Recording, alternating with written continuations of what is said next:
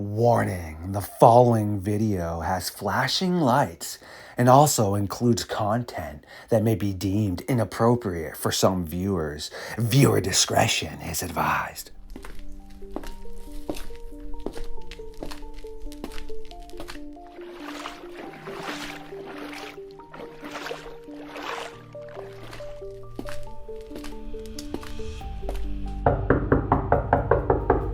Bigfoot's Barber Shop. Again, seemingly, you have decided to venture through the darkness and the madness and into the fox den to awaken me from my slumber for another episode of Midnight Lycanthropy on LordeStarfox Radio. You even have brought me offerings.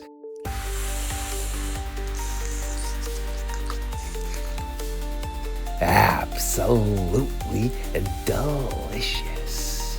Now that Mr. Barber has decided it is time to release me from my shackles, once again, we are going to take a hike into the madness known as the Dogman phenomenon.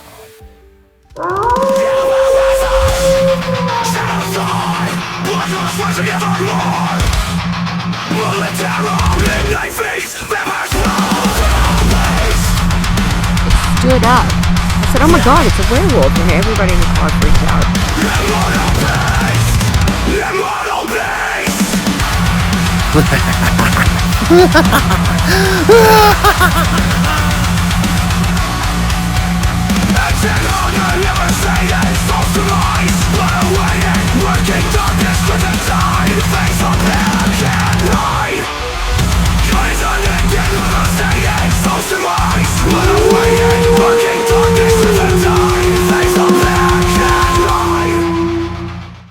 My creatures of the night, yes, once again you're tuning in to LordeStarfox Radio.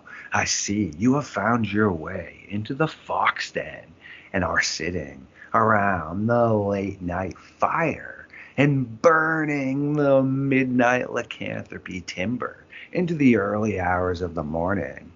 Yes, the Midnight Society has decided to gather again, and Bigfoot's Barber Shop is joining us. What's good, man? How you doing? Doing good on this fine Sunday afternoon. How about you? Excellent. Good to hear. Just been really busy. Nothing to complain about. Let my friend's dog out. Did some stuff I needed to do. I have some editing I need to chop off after I link up with yourself. Besides that, I have just been doing the nitty-gritty of content creation, meaning sharing around things, which is definitely my least favorite thing to do, going from group to group in Discord, etc. But that's about it, man. The necessary evil to get your material out there. It won't be long before you'll just hit the algorithm, won't have to worry about it. Yes, no, I appreciate you, my friend. Exactly. It's just one of those things, like you said, you got to do it, but it's definitely the least favorite part for myself of content creation because you know how it is. Click on a group, it loads up, you put your post, hit the back button, repeat for like 45 groups people have invited you to. It seems like they'd make that so you could post it in the groups you belong to somehow. You would like to think so. They have some sort of kind of AI way to do it. All it really does, I tried it, is it doesn't show the thumbnail for some reason. It just shows the link. Then you're just posting what people would have no idea is a random YouTube link. Oh, yeah, I see your point there, because even on YouTube, if it's a generalized clickbait statement, I don't even bother with it, even though I'm probably missing on some interesting things. You know, you are correct. I actually just went through and purged my subscription list last night just because of consistent junk that just pops up. And I'm like, I don't even want to see this. Why am I seeing this? Oh, yeah, I subscribed to this weasel years ago. Yeah, exactly. And have you ever noticed when you subscribe to a thread sometimes, they do a complete rebrand? You have no idea, and then you go back through and it's something you're like, wait a second. When did I ever subscribe to someone showing me home improvement aspects? This is definitely not something that I've ever subscribed to. I must have subscribed to somebody that changed their whole thread after. I just got that I subscribed. It was a Jim Fails station. Mm-hmm. Then they went into these AI women in bikinis and space outfits. Also, I'm getting these notifications. This thing put up. I'm like, what the heck is my PlayStation trying to show me here? AI women in bikinis. Oh, Well, it's no, time to unsubscribe from them.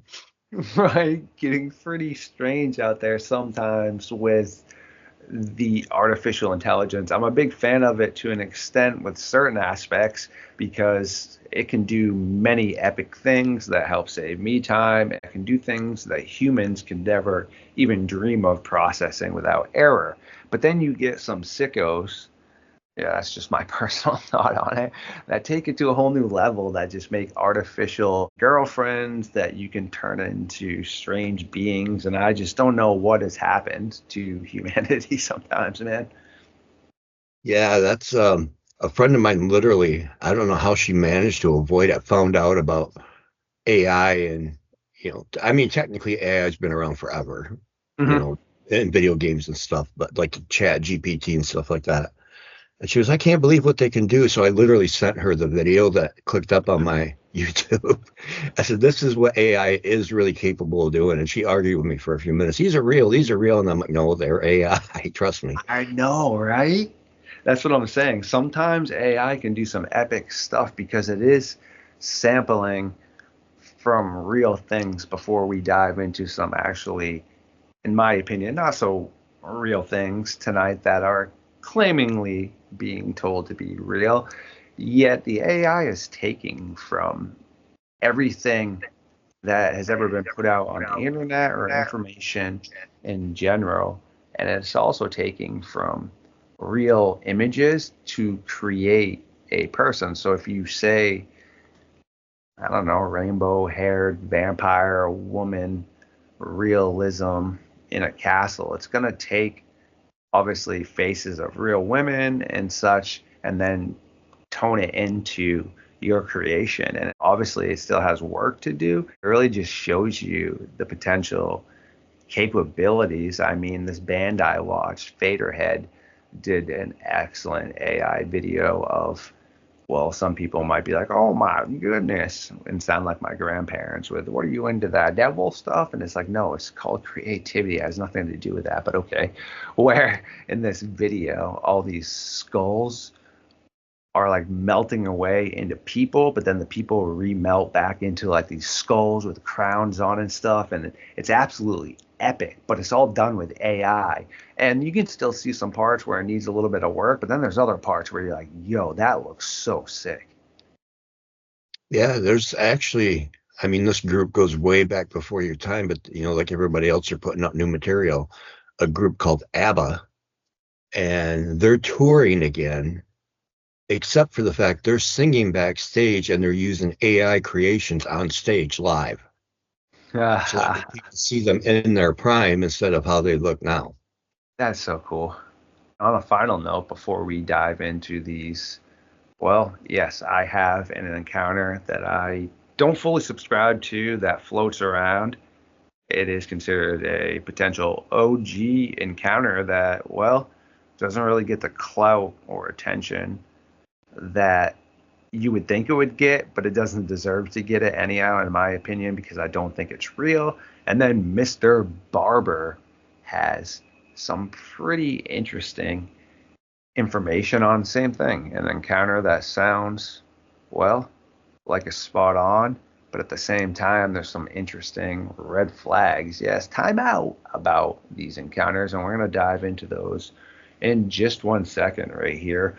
But with AI, the capabilities are beautiful. Okay, with the jungle, for example, for you and I and a whole entire team to sit there and listen to all the sounds of the jungle, process every sound created by every insect, every bird, every mammal, every reptile, etc., and be able to process that, put it down in translation so that I understand, wait a second, that's the cicadas. This means they are in distress, etc. would be achievable. You know how long that would take our team to comprehend all of this? Now with AI, it can sit there and filter all those sounds of the jungle, every animal, and then store it and understand now what the jungle is saying to us. What's going on? Are the animals in distress right now, or is the ecosystem doing well? And to me, that's legendary, beautiful stuff. No, I agree. I think the potential for good of AI far outweighs the bad. It's just the bad that's going to get more attention. You can do virtual surgeries and not off somebody by accident. So the potential's there for a lot of good things to happen. It's just the bad stuff that'll grab everybody's attention, though. Isn't that how usually it always is, my friend? Yet, hopefully, with the good quality stuff, it will outweigh some of the more messed up things. But I know they've been able to create awesome AI replica animals with the exact movement patterns, like the snake they were using. It was so cool. Dr. Brady Barr, actually, an OG with Nat Geo that always goes around checking out like crocodiles and things. He had this super awesome AI run robotic snake, but like I said, with the AI, it acted just like the snake species it was programmed to. Super cool, man. I love Brady Barr. He's, like you said, he's one of the OGs as far as TV and exploration, right behind Steve Irwin. Brady Barr even took one on the butt cheeks with my reticulated python for TV. Yes. That's cool you remember that, because like you said, for some reason I feel like he's kind of slept on, doesn't really get the publicity like some of the other people as he should, because I remember him pretty much being the pioneer for that type of entertainment along with Steve Irwin, rest in peace, buddy, where it was that firsthand in your face kind of, remember Cops, that style of, oh yeah. Yeah. Happened as it went. He just got, I think, outshined by, Animal. I think Animal Planet was more popular, which had Steve Irwin and Jeff Corwin, and then he was more the Nat Geo guy, which didn't have all the kids following it because of. So I think he kind of got lost in the shuffle. Makes sense. Jeff Corwin, that's an old school one too, right there. I had forgotten about that. It's really good too. It's epic. I was just watching a ton of that stuff the other night, boosting up my to watch later list. Great stuff right there. Yeah, they've come a long way, that's for sure. But the OG stuff still reigns in where it's non-political and it's just matter of fact. It's not all show for TV. They're not fabricating snake prints. And I mean, those are legitimate stitches in Brady's buns. I know. Isn't that so cool, bro? Yeah. Well, not for that to have happened, but just to have that old school aspect. I love it. Yeah, I wish that old school aspect would translate more into current day, because we were going to talk on two accounts, and the one I subscribed to because it was about Bigfoot and Dogman encounters.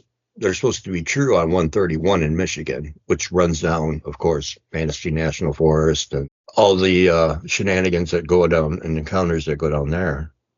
But this one was, at first it sounded really familiar because it started off with a guy driving on 131. And again, these are supposed to be true stories of strange happenings on US 131, Michigan. And he sees an old man standing by the road, so he stops and he picks the old man up, and the old man's just kind of sitting there and not saying a whole lot, looking forward. And as he's getting ready to drive away, he hears this strange scream, and he couldn't put his finger on what it is. And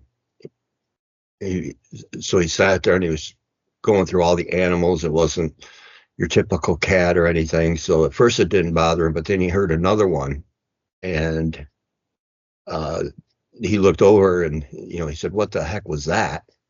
And the old man smiled and says, "It's coming." And he looked in his mirror, and as he's driving off, it's during the winter in the snow, and he sees something black, start off on all fours, but as it's running across, it's kind of jumping more like it's from back to front, like a monkey would run. And he didn't say anything, and so he's driving down, and all of a sudden he noticed, just the aura started to change around the truck. He started getting these weird, creepy vibes. The old man sitting next to him wasn't saying much. And then all of a sudden, the truck just gets slammed by something. And he's like, what in the heck is going on? And the old man says he's here.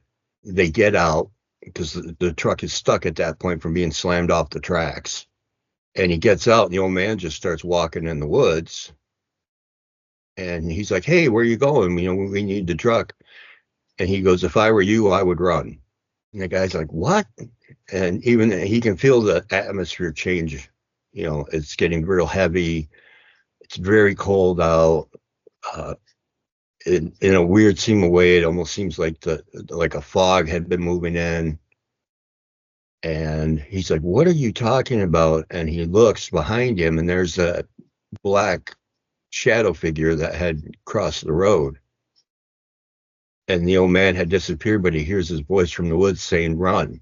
And so the guy starts running, and he can hear whatever the shadow figure is running behind him, but it doesn't sound like it's running on all fours.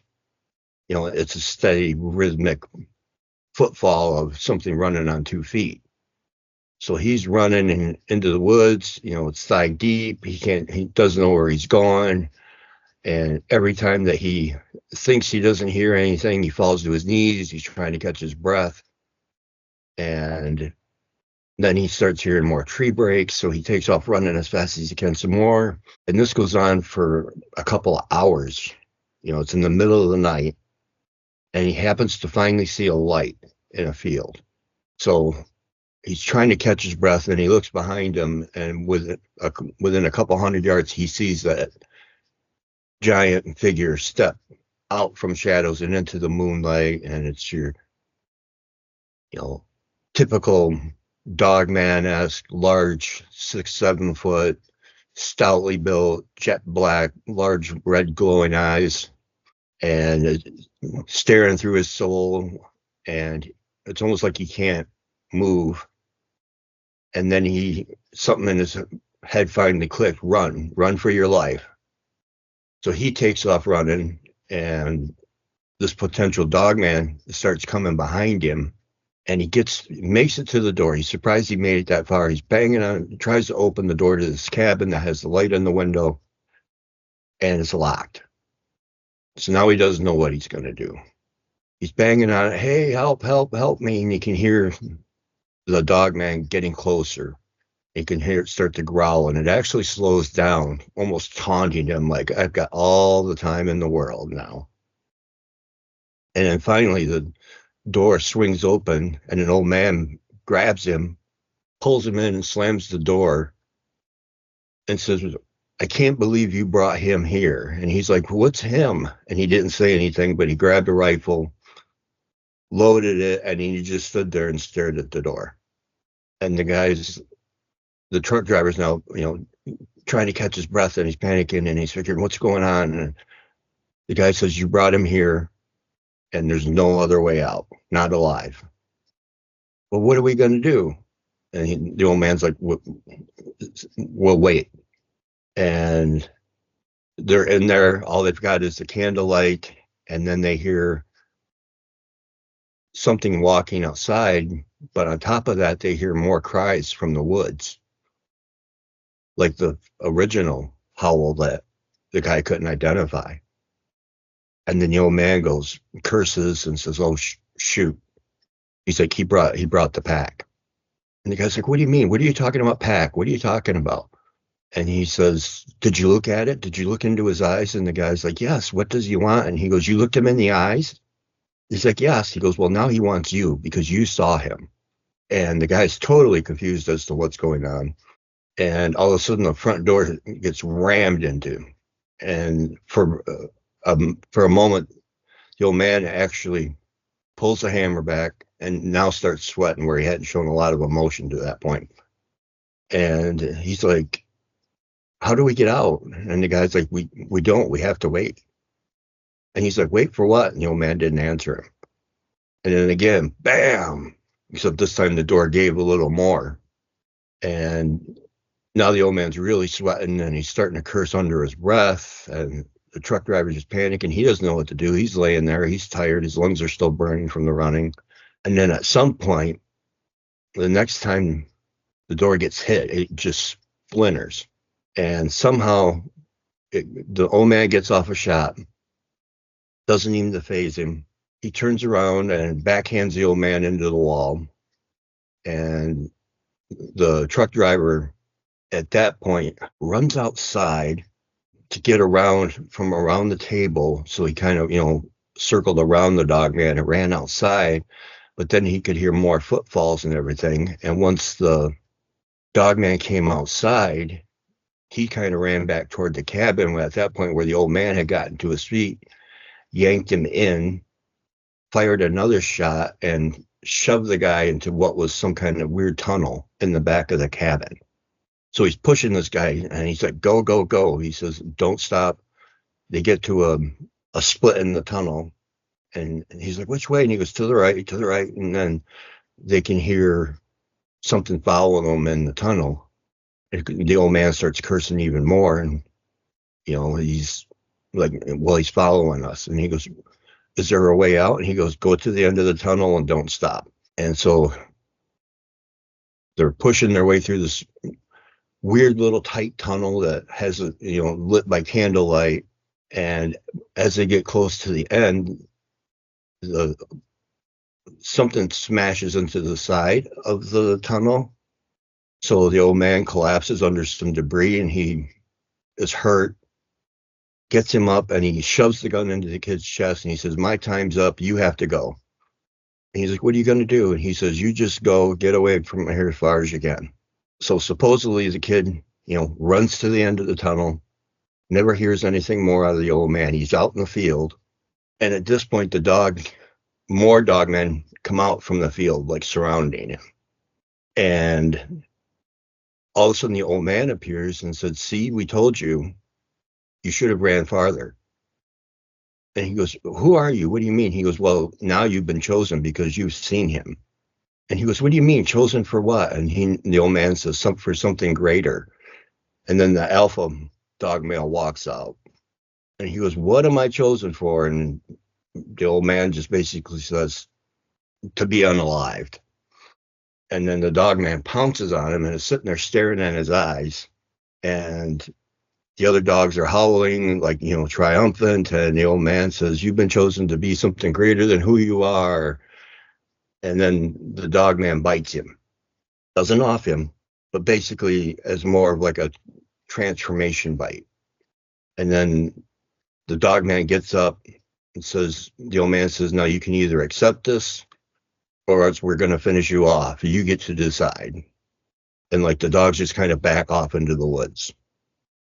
And so the trucker starts stumbling. He's trying to find any way he can to process what's going on. At the same time, he reaches up to grab it, and he can feel like a weird tingling and bubbling in his shoulder. And he's, oddly enough, he's like, it was starting to feel better, like things were healing faster than what they should be. And he finally makes it to the road, and he's collapsed in the middle of the road. He doesn't know where he's at in the road, but he's at the road when this woman pulls up, and she's concerned for him. She sees everything going on, and she is talking to him, and she's like, come on, we'll get you some help. And he just looked at her, and he said he had a hunger in him, and he wasn't going to help her. He told her to run, and she just kind of blankly looked at him, couldn't figure out what was going on. And then they hear more of the dogmen, more of the beta ones coming around, and he sees 3 of them line up behind the car, and he tells her to run, and then he runs and jumps in between the dogman as she screams, gets in the car and drives off. And then the old man says, now's your time to choose. You're one of us or you're against us. And he said that's when he felt his real rage starting to build in, and he flung himself at the other Dogman, and the video cuts off. And it was literally labeled true stories of bizarre happenings on 131 in Michigan. And as I'm listening to this, I thought this is at least a 4-star B flick because of the, but it was so engrossing. I couldn't take I'm like, where are they going with this? And then I thought, well, what happened? And I thought, well, he must have lived because they put this on the air. But it's like, really, true stories? There's so many red flags in this, like some mystical ambassador for the Dogman just happened to get in your truck and, telling you this, and then you've got this amazing alpha male who's going to sound like a rehash of a vampire movie by that point. But I'm already an hour into it. It's only got 10 more minutes to go, so you have to listen to it all. But, supposedly this is, of course, they use the backdrop of Manistee National Forest. And it's like, you wonder why, when people title things these way, the actual study gets such a bad rap. Thinking about that. Suppose a true story there, my friend. That is some pretty interesting stuff, like you said, for sure. But I feel the funny aspect is also some of the other things you tapped on, meaning it's okay to have a title of your video be intriguing, to then proceed to have somebody want to read what it is or listen to what it is you're putting out. I mean, that's just common sense. But then when you start to just use words that have nothing to do at all with the topic that you're presenting, could you then add a question mark? Would it be much better that way? Yes, of course, meaning potential true stories, question mark, right? It's all in the verbiage, but then when you are alluding automatically to it being a true story, that's when the issues come in, because it also ties into what you and I were talking about with the 11 park rangers, right? Same thing. It's being alluded towards truth. Yet, all right, well, sounds interesting for sure. Really gnarly encounter you just spoke about right there. But it also, as you said, sounds like a potential script for a C plus, B minus, maybe a little higher up, a B flick creature feature. Yet again, we're dealing with a one-sided testimonial, meaning people would get angry, but the actual proper thing to do is have that individual sit down with people that can ask questions just to see what the psych evaluation is of an individual. Also, do we know their history, potentially maybe with substance abuse? Are they still using those things, etc.? Meaning, sure, people could be like, oh, well, those are harsh presentations, but not really, right? If people are saying something that sounds outlandish like that, as you said, those are proper flags that need to first be taken care of. It isn't no different than if you and I showed up at our local sheriff's department and we had some bizarre story about a witch coming down and picking up our cat and flying away on her broom crackling. Are those deputies not going to first check out to see if we're on something, correct? And then what our psych state is? Oh, definitely. Maybe it's a ex-wife too. They want to know if we've been divorced or not. Right?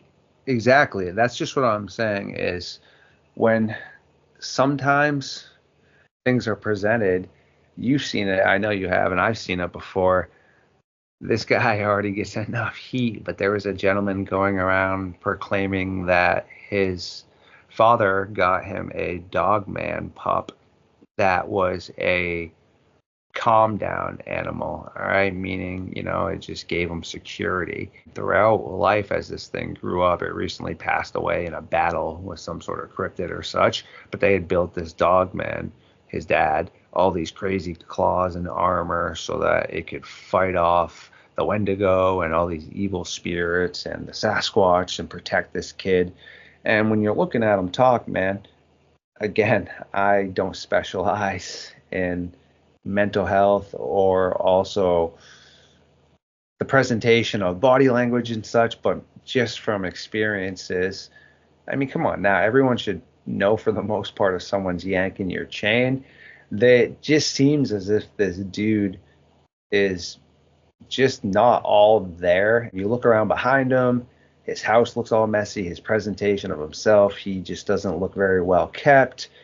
He's just doesn't look like he's all there. Again, then you hear the story that's being presented. Could that all have happened?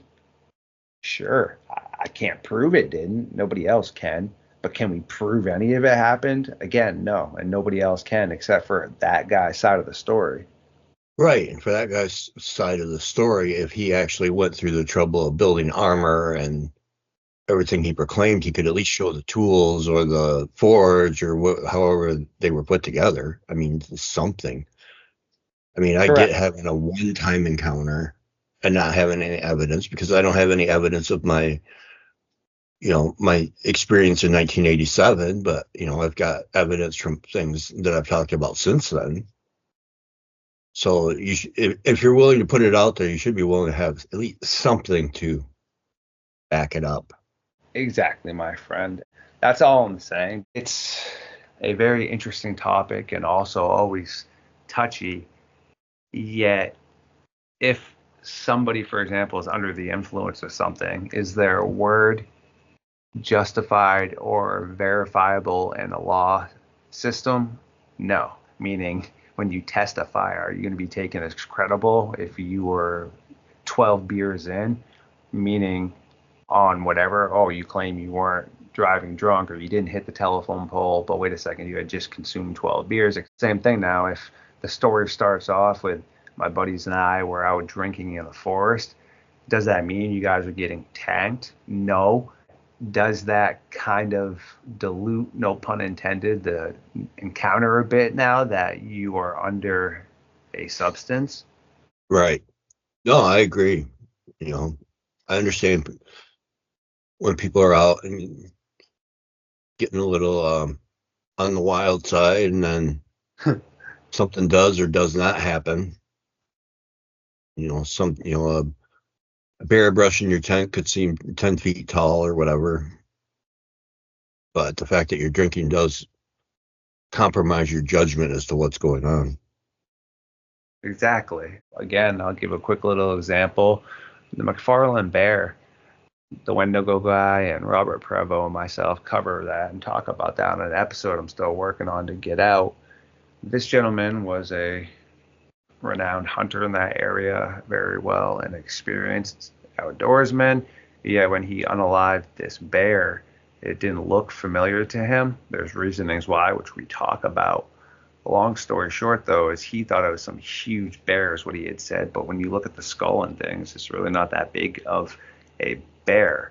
And this also goes to show you when you're under stress, you're not always going to be piecing together fully what is occurring anyhow. And it might seem bigger to you if you are amplifying that with, substance or other sort of issues. Unfortunately, because mental illness is a real thing, no matter what, man. And people should always understand that and, accept that and be willing to help people and things, but also be willing to understand that when people are mentally ill and things, I had to deal with that with my late mother, rest in peace.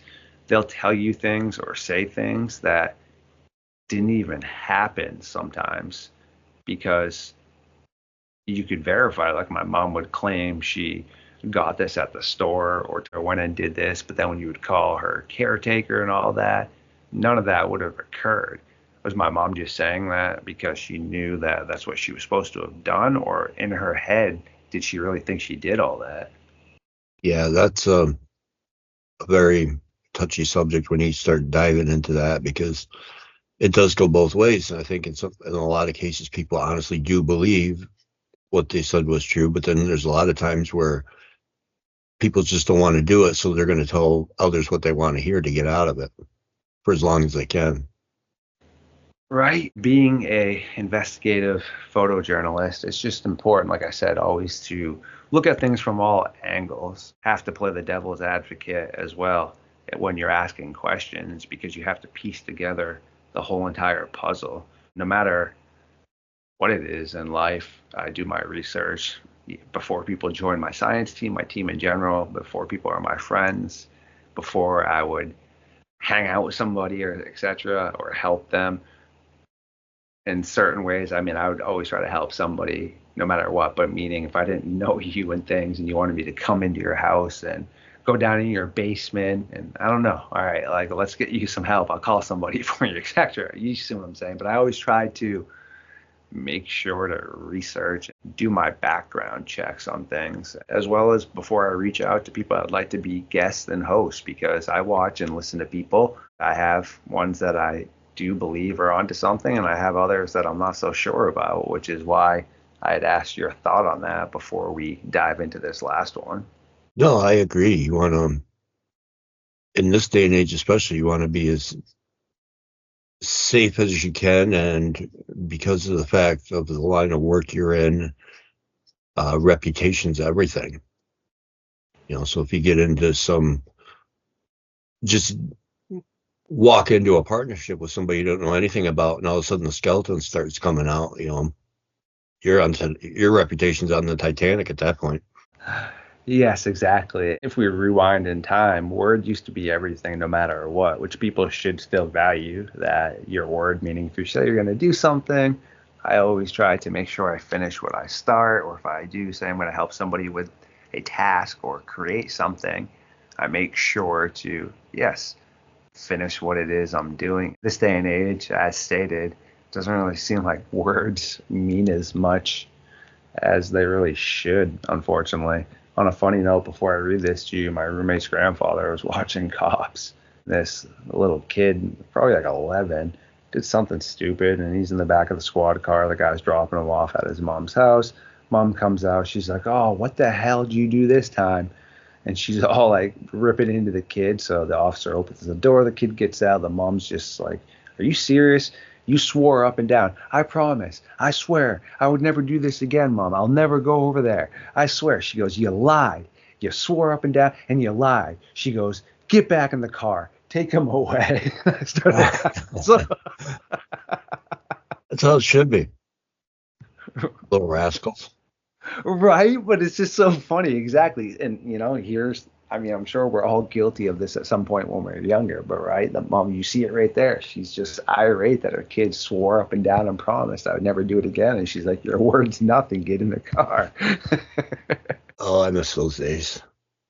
Right. So funny, man. But all right. So this next one right here, same thing. I'm with you pretty much as you stated about the first one. Is kind of my opinion about this as we do wrap this up. We have 2016. Daniel Boone National Forest, Wake County, Kentucky. A man is sitting outside on his porch one evening, enjoying the conversation with his nephew, when he receives a frantic call from his friend, a hardy outdoorsman who is a Vietnam vet and lives totally off grid and is very self-sufficient. The vet was telling his friend that as he also was enjoying this evening on his front porch, he suddenly saw an enormous shadow walking towards him from the nearby tree line. Thinking it was a person, the man said, "Hey, this is private property. You don't belong here. I'm armed, so I suggest you go the hell away." Seemingly not listening to the man, the shadow began moving faster in his direction. Shining his flashlight quickly at this strange shadow, the man sees a jet black, werewolf-like creature with amber red glowing eyes bolting towards him. Fearing for his life, the man fired off 2 shots at the animal, seemingly hitting it both times directly in the chest. This caused the creature to howl out in pain. spit out some blood before turning around and stumbling back off into the forest.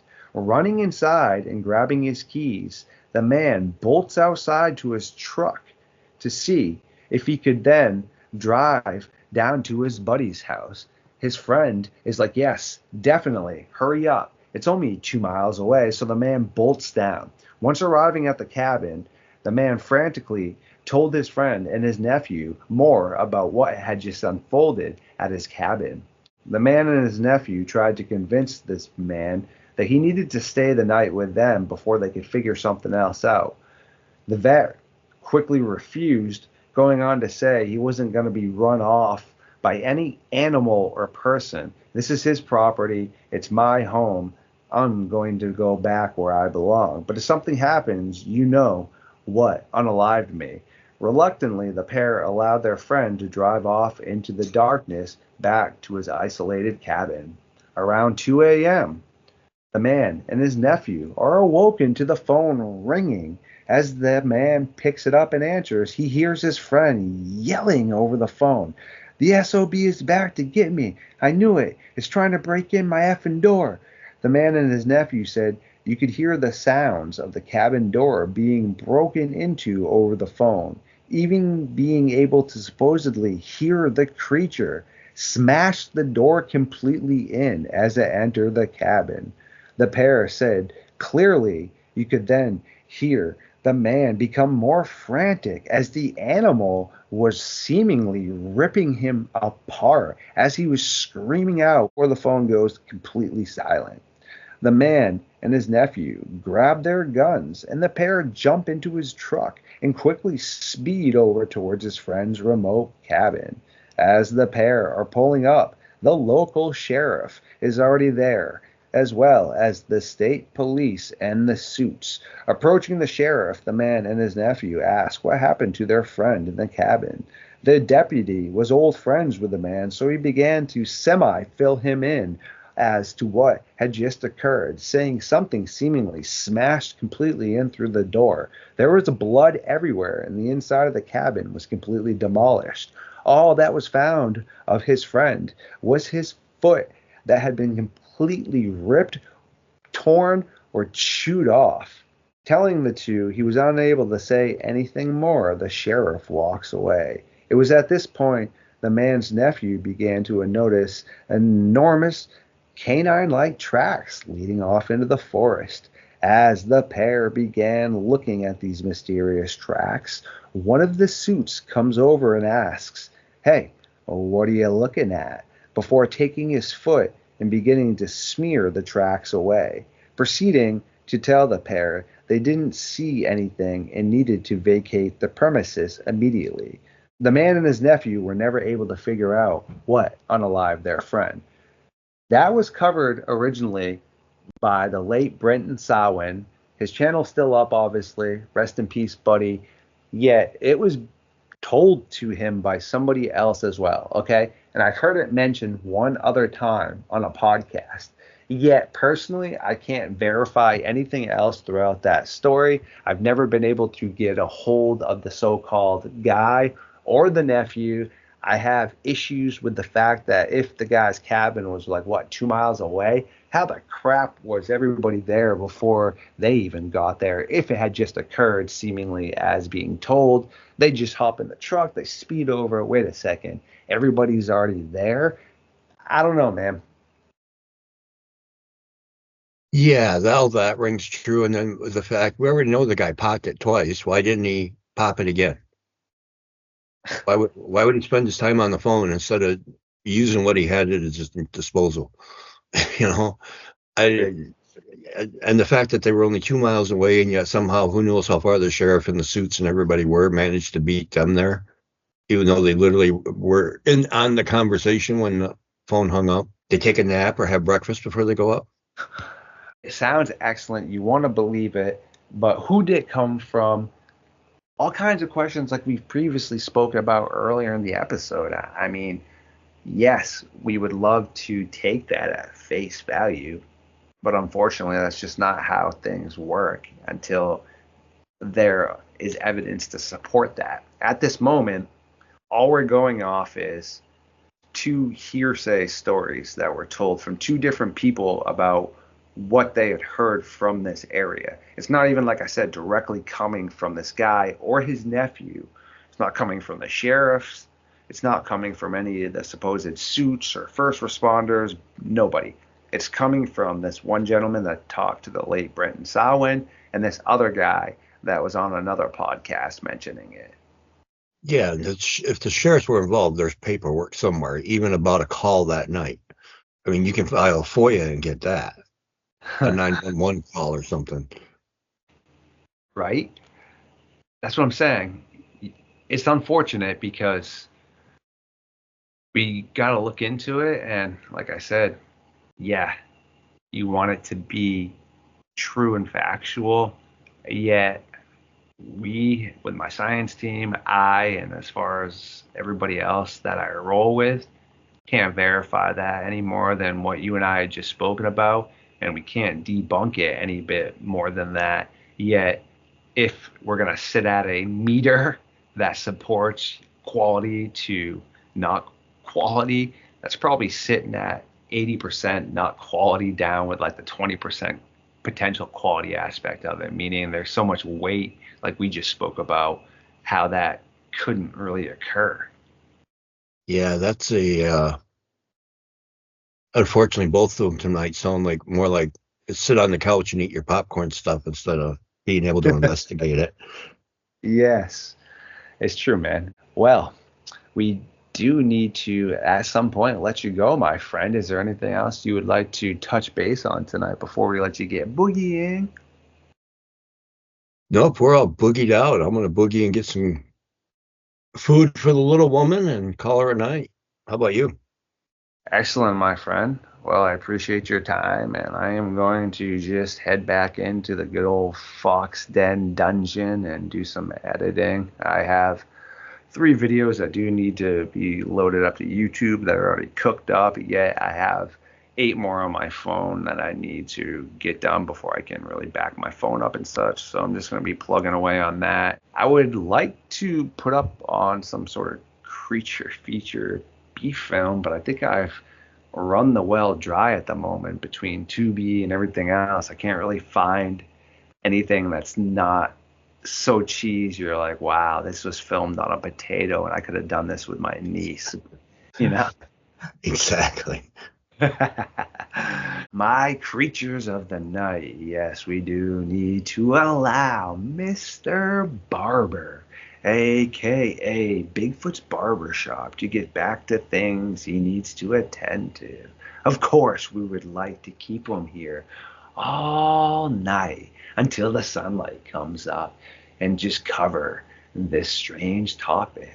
But Mr. Barber, as stated, has other things to attend to. No worries though, his links will be up in the description of the video. Click on them, go check out what he's up to, or you can watch our playlist with our older content, be on the lookout for new stuff, all the options, and do work. Yet this is going to be the conclusion of the meeting for the Midnight Society for the early hours of the morning. Thanks for hanging out with us, Brian. Oh, thank you for having me. It's always a pleasure.